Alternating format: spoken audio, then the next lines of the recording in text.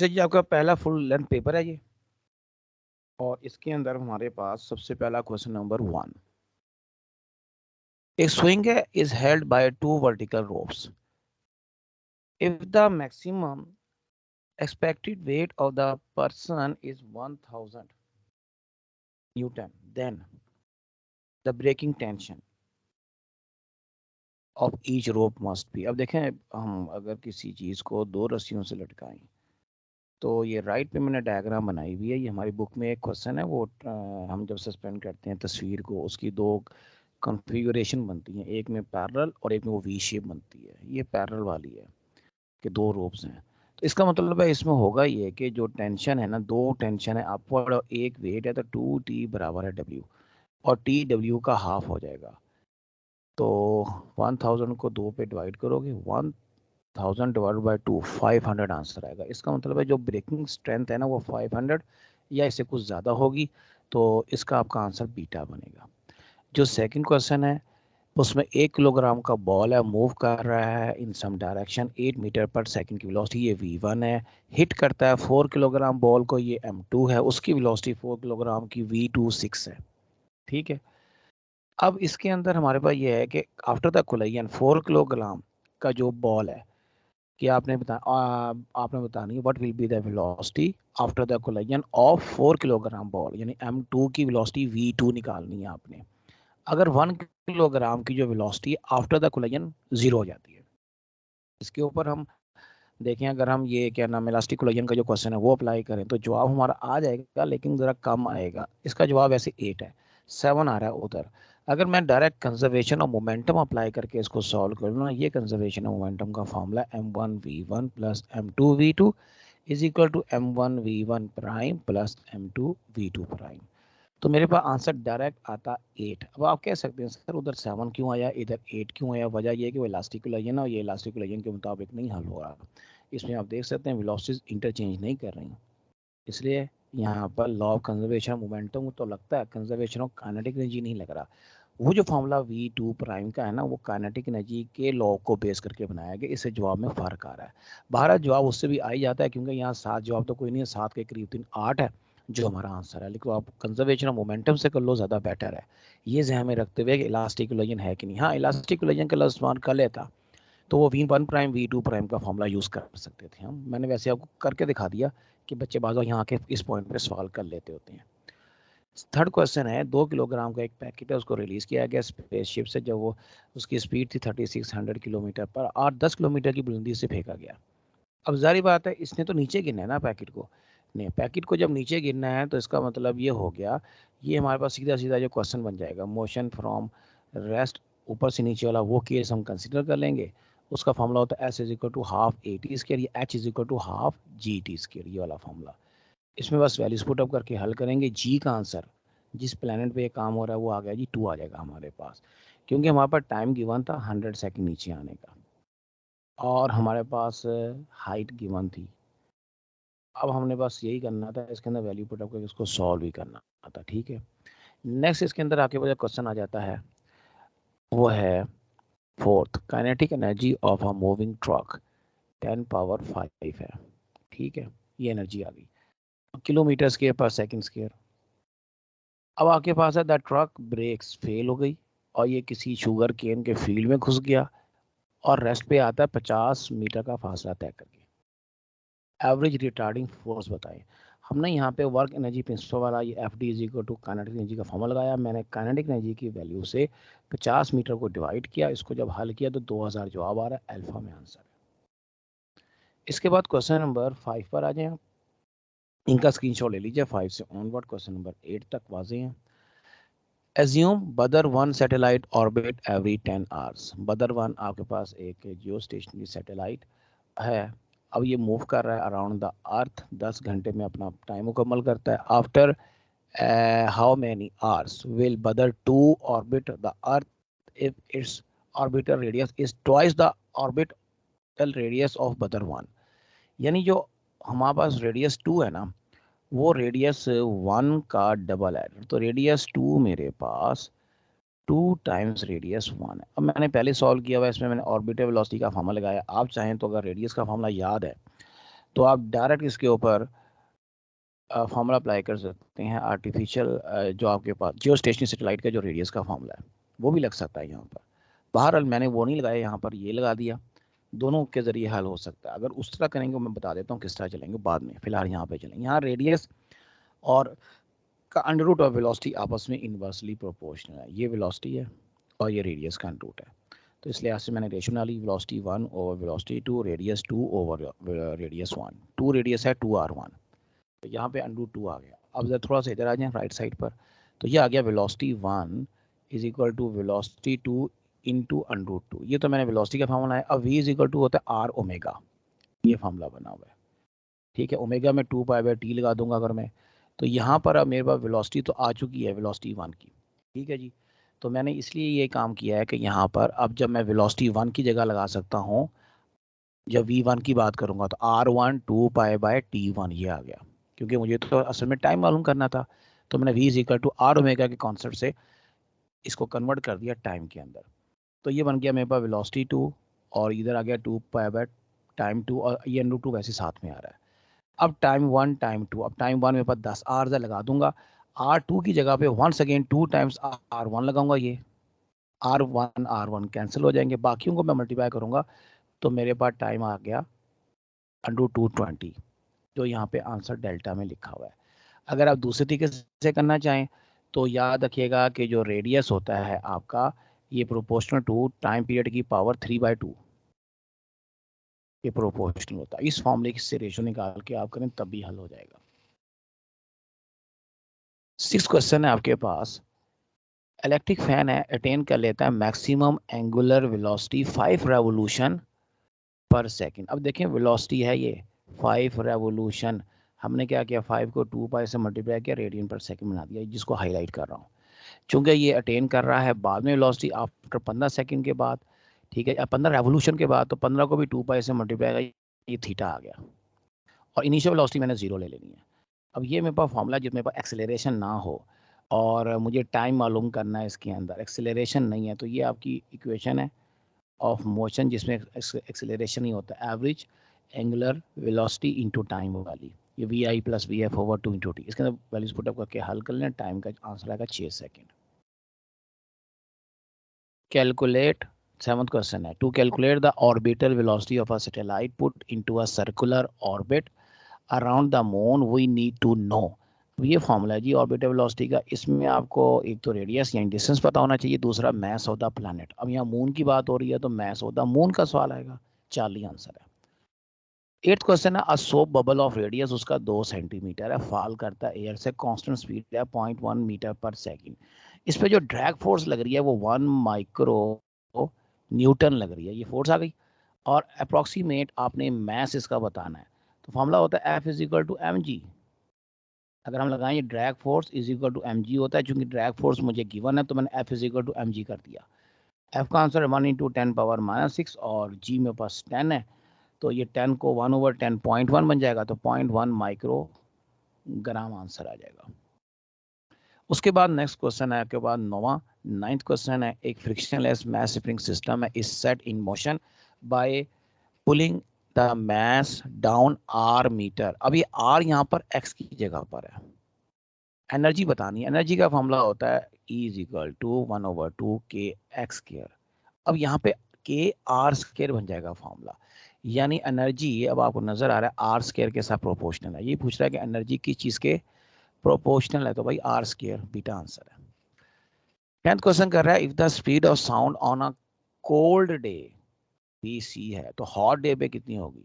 ये लेक्चर के दौरान हमने पढ़ा हुआ है कि अगर आपने एयर का एयर से या लिक्विड का लिक्विड से कंपैरिजन करना है तो modulus of elasticity will be a constant और स्पीड जो है अंडर रूट ऑफ डेंसिटी के इनवर्सली प्रोपोर्शनल। अब कोल्ड एयर की डेंसिटी ज़्यादा तो वेलोसिटी क्या हो जाएगी, कम हो जाएगी। ठीक है जी, तो ये बीटा जवाब बनता है। ओके, 11th है जी, टेलीस्कोप है आपके पास जे, वो डिम आपको इमेज दे रही है, इसका मतलब है कि डिम इमेज दे रही, रिजॉल्विंग पावर सही नहीं है, फोकसिंग भी सही नहीं हो रही। नंबर 2, अपर्चर वगैरह भी सही, छोटा है, बड़ा नहीं है। और के जो है वो बड़ी ब्राइट इमेज दे रहा है, उसकी रिजॉल्विंग पावर बड़ी अच्छी है।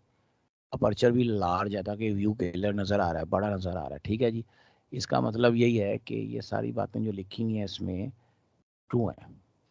देखें ना, के हैज़ लार्ज अपर्चर, के हायर मैग्निफिकेशन है, फोकल लेंथ, अब अपर्चर ज़्यादा है तो ज़्यादा इसका फोकल लेंथ है, फोकल लेंथ ज़्यादा तो मैग्निफिकेशन भी ज़्यादा हो जाएगी। ठीक है, टेलीस्कोप के अंदर अगर हम चाहते हैं, इससे अंदाज़ा कर लें आपको ये सारी स्टेटमेंट एपर्चर सही। अपर्चर कहते हैं लेंस की चौड़ाई, ये बड़ा अपर्चर है और ये छोटा अपर्चर है, अपर्चर ये वाला। ठीक है, अब ये बड़ा होता है तो आपका फोकल लेंथ भी बड़ा हो जाता है, large aperture large focal length हो जाता है। ठीक है बेटा जी, जी नेक्स्ट सर। चलते हैं।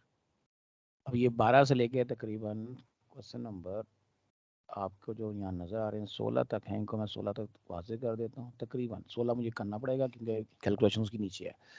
12 क्वेश्चन पढ़ते हैं। When a gas is compress suddenly आ गया, सडनली को मैंने पहले हाईलाइट किया हुआ है तो एडियाबेटिक प्रोसेस बन गया, तो बीटा जवाब होगा इस केस में। ठीक है, बीटा आंसर आ गया। 13th में कह रहा है an object carrying 3 coulomb of charge is moved 10 centimeter from point A to B by an electric field. Potential difference यहाँ 700 वोल्ट का दिया। वर्क डन कह रहा है, वर्क डन होता है क्यू वी के बराबर, इलेक्ट्रिकल वर्क डन। तो 3 को 700 से मल्टीप्लाई किया, 2100 आंसर है, अल्फा आंसर है। 14 कह रहा है 2 फैरेड कैपेसिटर है, ये कैपेसिटेंस है 2 फैरेड इसकी, चेंज चार्ज करता है 100 वोल्ट पे और डिस्चार्ज होता है थ्रू 10 किलो ओम रेजिस्टेंस में से। What is the total energy dissipated? तो सिंपल हाफ सी वी इसके का फॉर्मूला लगा के इसको हल कर लेंगे, 10 पावर 4 के अप्रॉक्सीमेटली आंसर आ जाएगा। ठीक है जी, 10 पावर 4 का मतलब 10 किलो जॉल ही होता है। 10 पावर 4 का मतलब वो 1000 अलग कर दो और 10 अलग कर दो, 10 किलो जॉल बन जाएगा। 15th क्वेश्चन है, एक आपके पास 8 ओम का रेजिस्टेंस है। अब ये जरा थोड़ा सा लेंथी क्वेश्चन आ जाता है 15th जो है, लेकिन इतना मुश्किल नहीं है। 8 ओम का रेजिस्टेंस है connected to a battery with internal resistance, draw करता है 1.6 करंट। अब सुन लो, 8 ओम रेजिस्टेंस लगी तो करंट 1.6 है। रेजिस्टेंस अगर 30 ओम की लगेगी तो करंट 0.5 एम्पेयर हो गया। उधर 1.6 था 8 के सामने, 30 के सामने करंट 0.5 हो गया। अब वो कह रहा है 6 ओम पे कितना करंट बैटरी लेगी। तो ये क्वेश्चन बनता है आपका टर्मिनल पोटेंशियल डिफरेंस और ईएमएफ वाला जो फॉर्मूला है, VT is equal to I into R plus R, ये आप अप्लाई कर दें और इसको अब आप हल कर लें। इस फॉर्मूले को सिंपल है इसके अंदर कि आप लोगों ने इसके अंदर कैपिटल आर आपके पास 8 है। अब आपने तरतीब से लगाना है, 8 लगाएंगे तो करंट 1.6 हो जाएगा पहली चीज़। उसके बाद जब 30 लगाएंगे तो 0.5 हो जाएगा। दोनों ये पोटेंशियल आपके सेम होंगे, आप इनको बराबर कर लें एक दूसरे के। ये हमने बराबर करके इनको सॉल्व करेंगे, तो इसको सॉल्व करने पे जो हमारे पास वो मल्टीप्लाई करके करना है। अब ये 1.6 को मैंने पहले अंदर मल्टीप्लाई किया दोनों से, इधर मैंने 0.5 को मल्टीप्लाई किया, 15 में से माइनस किया 12.8, ये मैंने किया हुआ राइट साइड पे इधर, ये किया हुआ है। तो वो डिवाइड करके जो आंसर बनता है स्मॉल आर का 2 ओम बनता है।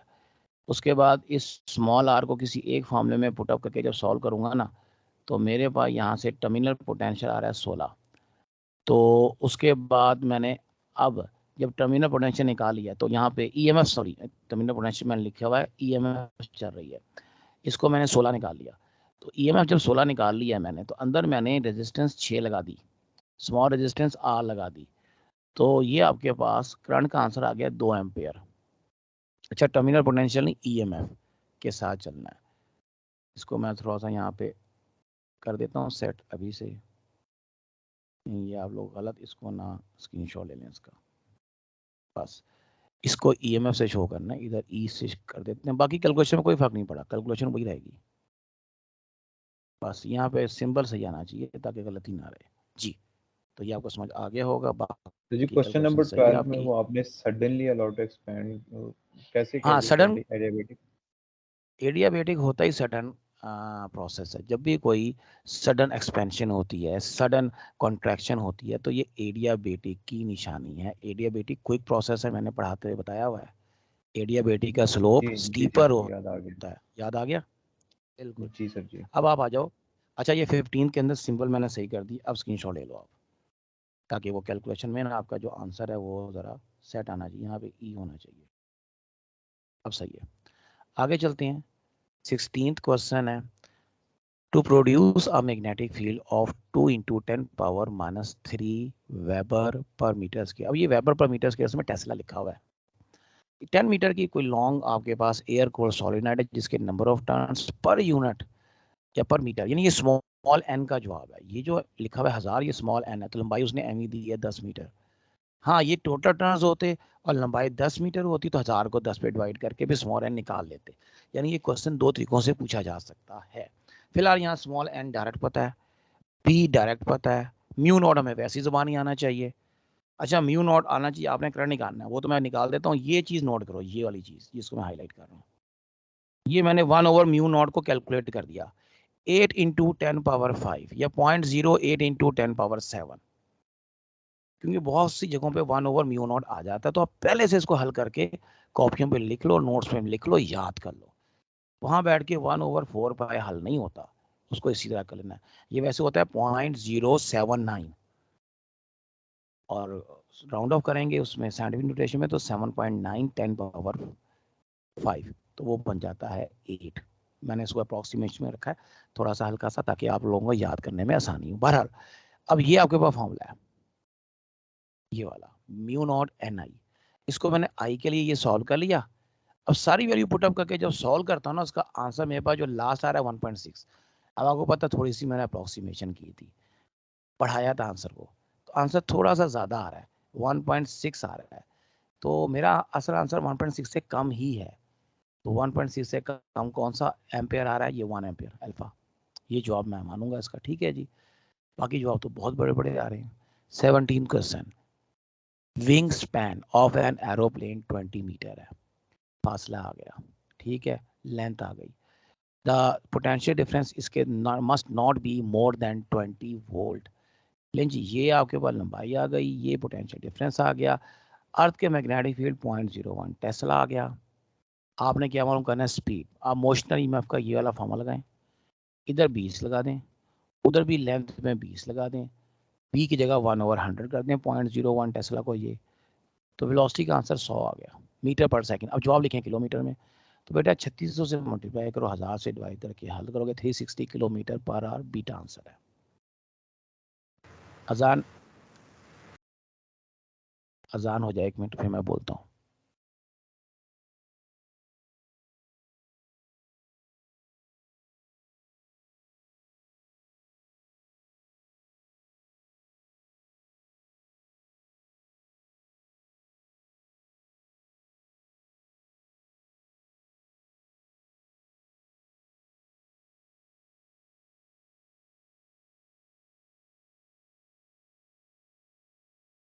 जी अब क्वेश्चन नंबर 18 पर आ जाएं। 10 वॉट की एक सर डिवाइस है। इसमें जो लिखा हुआ है must not be more than 20 volt, तो ये फिर हम मतलब 20, हमने तभी 20 रखा है ना, ज्यादा नहीं रखा। आप देखो ना, ईएमएफ का आंसर मैंने 20 पुट अप किया, राइट साइड पे मैंने ग्रीन कलर से हाईलाइट किया है, ठीक है। ठीक है। इसका मतलब ये है। अच्छा, अ 10 what device needs more than 1000 volt, यानी आपकी जो डिवाइस है उसको 1000 वोल्ट से ज्यादा इनपुट वोल्टेज चाहिए। अब ये इनपुट वोल्टेज ये डिवाइस का वोल्टेज है जो किसी ट्रांसफार्मर से आ रहा है, और ये ट्रांसफार्मर का आउटपुट वोल्टेज बन सकता है, ठीक है जी। अब मेन का मतलब होता है input. If the main supply is known to fluctuate between, यानी इनपुट 200 वोल्ट से 250 वोल्ट के इन बिटवीन है, कम से कम 200 वोल्ट है, ऐसे नीचे नहीं है, और ज़्यादा से ज़्यादा 250 वोल्ट का है। अब वो सवाल ये कर रहा है the turn ratio of the step up transformer required to operate the device must be. अब आपका जो इसमें टर्न रेशियो पूछ रहा है, कितनी होनी चाहिए? अब सीधी सी बात है, मुझे एक ऐसा ट्रांसफार्मर चाहिए जो 200 वोल्ट ले और उसे 1000 वोल्ट या इससे ज्यादा वोल्ट बना दे, 200 लेकर 1000 या इससे ज्यादा वोल्ट बनाए। ये मेरा सवाल है, ठीक है जी। ओके, तो मेरा पास जो आउटपुट पोटेंशियल है वो 1000 हो गया, इनपुट पोटेंशियल कम से कम 200 हो गया। तो मैं जब इनकी रेशो निकालता हूँ ना, तो मेरे पास आंसर 5 आ रहा है। अब मेरे पास मसला ये, इस सवाल में गौर से देखो, इसकी जो ऑप्शन है ना, एक है जवाब मोर देन 4, तो भाई जवाब 5 का है वो मोर देन 4 है। मुझे लगा कि ये भी सही है, अच्छा ठीक है। आगे लिखा मोर देन 5, और ये मेरा 5 जवाब कम से कम है, हाँ जी। अब मुझे लग रहा है ये भी सही है, मोर देन 5 होना चाहिए, कम से कम 5 होना चाहिए। इसका मतलब है कि जब मैं 4.5 डेसिमल में चक्कर नहीं है मेरा कोई, लेकिन ये 4 से ज़्यादा है। लेकिन बीटा को अगर मैं सही मानता हूँ तो ये जो अल्फ़ा है, ये जो चार्ली है और ये जो डेल्टा है, ये सारे गलत हो जाते हैं। ये तो 5 से नीचे हैं सारे जवाब। मेरा जवाब तो 5 से ज़्यादा होना चाहिए, या कम से कम 5 होना चाहिए। अब 5 से ज़्यादा कैसे होगा, क्योंकि मेरी जो ऑपरेटिंग वोल्टेज है वो 1000 से ज़्यादा है। ऑपरेटिंग वोल्टेज मेरा 1000 से नीचे नहीं हो सकता, 1000 से ज़्यादा ही है। 1100 हो सकता है, 1200 हो सकता है, 1500 हो सकता है। इसका मतलब है मेरा यहाँ एग्जैक्ट जो आंसर हम लेंगे ना, वो हम लेंगे मोर देन 5। अगर यहाँ हाईलाइट हुआ हुआ डेल्टा, लेकिन आपका जवाब बीटा बनता है कैलकुलेशन के मुताबिक। यहाँ पे कोई बंदा कह सकता है मुझे बैठे बैठे, सर जी ये 250 में अगर जवाब नीचे रख दूं, ऊपर 1000 रखूं तो जवाब 4 भी तो आता है। इसका मतलब है 4 और 5 दो जवाब आ रहे हैं, तो 4 और 5 के इन बिटवीन नहीं हो सकता। ये जवाब सवाल बन सकता है यहाँ पर। तो मेरा आंसर है जी नहीं बन सकता, क्योंकि अगर मैं नीचे 250 रखूंगा तो मेरा आउटपुट पोटेंशियल 1000 नहीं होगा, फिर 1000 तो मेरा 200 के ऊपर आउटपुट पोटेंशियल है। कम से कम आउटपुट मेरा 1000 है 200 के ऊपर। जब इनपुट पोटेंशियल बढ़ाता जाऊंगा तो आउटपुट भी तो बढ़ता जाएगा ना। यही 250 में मैं 1000 रख ही नहीं सकता, 200 पे 1000 रख सकता हूं। तो इट मीन जवाब मेरा 5 से ऊपर जा रहा है, नीचे नहीं आ रहा। इसे जवाब बीटा है। 19th है जी, the peak value of an alternating 60 hertz power supply is 140। ये पीक वैल्यू आ गई। आपने आरएमएस वैल्यू निकालनी है, आपने निकालनी है वोल्ट मीटर की रीडिंग, वो आरएमएस होती है। तो वी नॉट ओवर अंडू 2 यानी 0.7 इंटू वी नॉट कर लो, तो ये आंसर आ रहा है 7/10 इंटू 1498। ये बड़ा सिंपल था। इसके बाद 20th क्वेश्चन देखो। 60 हर्ट्ज का आपके पास कोई इंडक्टिव सर्किट है जिसकी रिएक्टेंस, ये जो चीज है ये XL है, इसको XL लिख देता हूं। अगली आपके पास इसमें आ रही है रेजिस्टेंस, ये R है,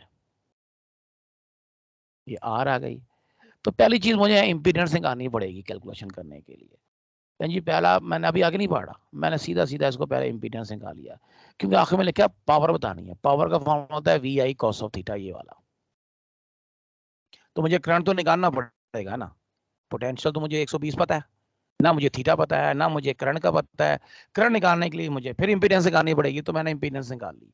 100 का स्केयर प्लस 100 का स्केयर 2 टाइम्स 100 का स्केयर √200 हो जाएगा। ये इंपीडेंस आ गई। अब V इज इक्वल टू आई जी का फॉर्मूला, आई आर नहीं, वी आई जी का फॉर्मूला। यहां से आई का आंसर 120 ओवर √200 आ गया। ये करंट आ गया। ये करंट इसी शक्ल में उठाया मैंने, और ये देखो हाईलाइट कर रहा हूं लेफ्ट साइड पर, ये पुट अप कर दिया 120 ओवर √200। ऊपर से मेरा जो V है वो भी 120 है।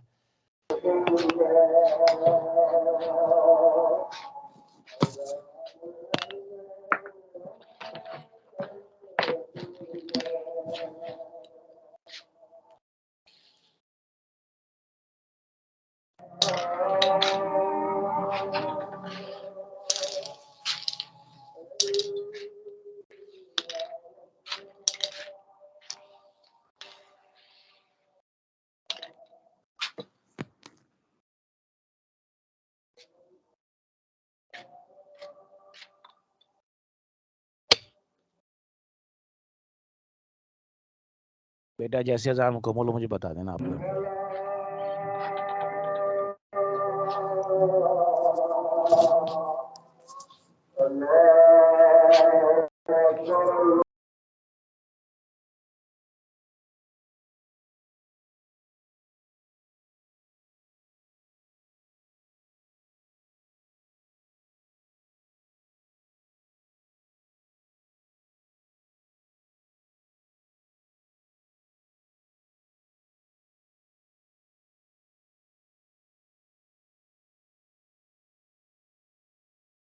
जी मुकम्मल हो गई जान बेटा आपके एंड पर? Yes sir. ओके। अच्छा जी, तो मैं बात कर रहा था कि हमारे पास ये हो गया। फिर करंट थीटा निकालने के लिए हमने ये वाला फॉर्मूला लगाया, tan inverse XL over R। XL भी 100 है, R भी 100 है, tan इनवर्स 1 बन गया जो 45 डिग्री बनता है। इसको cos 45 में पुटअप करेंगे तो 1/√2 ये वाला आएगा। उधर बाकी कैलकुलेशन करके 144/√2 आ गया। ये 144/2 बन गया क्योंकि नीचे दोनों √2 का स्केयर 2 हो जाएगा। 72 जवाब आ रहा है बीटा। अब ये कैलकुलेशन थोड़ी सी लंबी जरूर है लेकिन मुश्किल नहीं है। 21 है जी, 10 मीटर लॉन्ग एक मेटल वायर है, ये लंबाई आ गई इसकी। 10 मिलीमीटर इसका डायमीटर आ गया डी। इसको आपने 3142 की न्यूटन फोर्स लगाई, इसके जरिए जो डेल्टा एल आया वो 10 mm आ गया। आपने मॉडुलस ऑफ इलास्टिसिटी बताना जो होता है stress over strain, F/A L over delta L. अब एरिया की जगह मैंने लगा दिया पाई आर स्क्वायर, फोर्स की जगह मैंने 3142 लगा दिया, एल की जगह मैंने 10 लगा दिया और नीचे डेल्टा एल मुझे 10 मिलीमीटर दिया था। ठीक है, लंबाई तो 10 मीटर थी तो 10 आ गई, ये 10 × 10⁻³ लगा दिया। ये -3 में ऊपर ले जाऊंगा, 10 तो दोनों कट गए, 10⁻³ ऊपर जाके 1000 बन गया, ये वाला 1000। 3142 को ऐसी रख दिया मैंने और पाई की वैल्यू लगा दी 3.142, ये इसकी अपनी जेन्युइन वैल्यू है 3.142 तक। उसके बाद आर का स्केयर, ये मैंने यहाँ पर लेफ्ट साइड पे देखो डायमीटर है, रेडियस निकाला 5 मिलीमीटर 2 पे डिवाइड करके, तो 5 का स्केयर 25 आया और मिली 10⁻³ का स्केयर 10⁻³ इंटू -3 वो ये आ गया। ठीक है जी, ये आपके सारी चीजें हमने यहाँ पे तरतीब से लिख दी। अब जो नीचे 3.142 है उसका डेसिमल जब मैं खत्म करूंगा अगले स्टेप में, ये यहाँ उसका 1000 और आएगा। बहरहाल उसको आप अगर करें, बाकी ये दोनों कट आ जाते हैं और जो 1000 में से 100 अलग निकाला जाए और 25 से डिवाइड किया जाए तो 4 आता है। 4 × 10 पावर जो भी बाकी मिला के बनती है। तो यहाँ देखो 4 × 10 पावर समथिंग के लिहाज से जो जवाब है वो एक ही है, अल्फा। तो ये आपका आंसर होगा। ठीक है, बाकी में कहीं 4 नहीं आ रहा, 4 1 और नीचे 25 है तो 25 4 तो 100 से डिवाइड करके 4 तो आना है आंसर में, अल्फा आंसर है। 22 में कह रहा है जब एक ऑपरेशनल एम्पलीफायर को यूज करते हो to compare voltages V1 V2, तो इसमें माइनस प्लस कुछ नहीं होता, इसमें ये होता है कि एक वोल्टेज बड़ा होता है एक छोटा होता है। तो आउटपुट या तो 0 आता है, 0 यानी नेगेटिव VCC की वजह से, या मैक्सिमम वोल्टेज आता है V0। ये डिफरेंस कोई नहीं आता, तो नन ऑफ दीज। उसके बाद 23 है, दोबारा बता दीजिएगा। ये दोबारा सुन लो मेरा बेटा। आपके पास ऑपरेशनल एम्पलीफायर यूज कर रहे हो to compare two voltages, comparator के तौर पर। कंपेरेटर की कंडीशन ये होती है कि if V minus greater than V plus है, इसका मतलब है जो आपका V आउट है वो बराबर होता है -VCC और नो करंट। और अगर V minus less than V plus है, इसका मतलब है V आउट होता है +VCC के बराबर। इसको ना current is not equal to 0। अब हैवी करंट गुजरेगा, हैवी करंट। तो ये दोनों कंडीशन ऊपर कहीं है ही नहीं। ठीक है, तो जवाब नन ऑफ अबव है। जी सर। ओके, अच्छा जी, अब है जी 23। ये बड़ा सिंपल क्वेश्चन है, आपसे पूछा जा रहा है एक ऑब्जेक्ट है जिसका रेस्ट मास हमारे पास है 1 ग्राम। 1 ग्राम का मतलब है 1/1000 किलोग्राम और इसकी स्पीड है जी √5 10⁸। फोर्स बतानी है जो उसको 1000 मीटर पर सेकंड स्केयर के एक्सेलरेशन तक ले जाए। F = ma। m का जवाब रिलेटिविटी के मुताबिक लगा देना, m0/√1 - v² / c² into a। एक ही जगह मैंने 1000 लगाया, मैस का 1/1000, ये दोनों 1000 कट गए, बाकी बचा 1/√1 में 1 माइनस √5 10⁸ का स्केयर, √5 5 हो जाएगा ये वाला, और 10⁸ का स्केयर 16 हो जाएगा। इसी नीचे c² का मतलब हो जाएगा 9 × 10⁶ 16। 10 कटेंगी, 1 माइनस 5/9 का एलसीएम लेके हल करूंगा तो जवाब 1.5 आ रहा है आखिरी। वो नीचे 2/3 बनेगा, वो 3/2 बन जाएगा, 3/2 1.5 होता है, अल्फा आंसर है। उसके बाद 24 है, एक ट्रांसमीटर है वो रेडिएट करता है 30 माइक्रोवाट ये एनर्जी है 6.63 मिलीमीटर वेवलेंथ पर नंबर ऑफ फोटोन बताना, ये फॉर्मूला है जो मैं यूज कर रहा हूँ। NHF की जगह CO लैम्डा, एन मैंने वहीं छोड़ दिया, ये मैंने ई लगाया, ये 6.63 10⁻⁻34 H का आंसर लगाया, ये सी का आंसर लगाया 3 × 10⁸ और नीचे 6.63 10⁻⁻³ लैम्डा लगाया, तो 6.63 से कट गया, प्लैंक्स कांस्टेंट के का जो एक फैक्टर है वो कैंसिल हो गया। इसी तरह अब आपके पास ये जो 10⁻³ आपको नजर आ रहा है, ये 3 बड़ा नजर आ रहा है वेलोसिटी ऑफ लाइट का, तो ये 30 जो नजर आ रहा है इसको 3 × 10 कर दो। ये मैंने राइट पे जो जगह बनी हुई वहां पे किया हुआ है, गौर से देखो, ये 3 × 10, ये 3 कर दिया और ये 10 अलग कर दिया, क्रॉस मल्टीप्लाई करके इस 3 से इसको 3 को काट दिया, बाकी सिर्फ 10 की पावर्स बचती हैं, इनको हल करोगे तो 10⁻18 आंसर आएगा 40।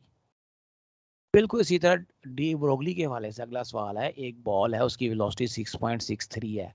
अब देख लो ये ऐसी कैलकुलेशन दी गई जो एच के साथ बड़े आराम से हल हो जाती है, तो मैंने क्या किया 6.63 ऊपर होता है, 6.6 नीचे लगाएंगे, वो कैंसिल हो जाएंगे आपस में, 10⁻⁻34 आपका आंसर बचेगा बस बीटा।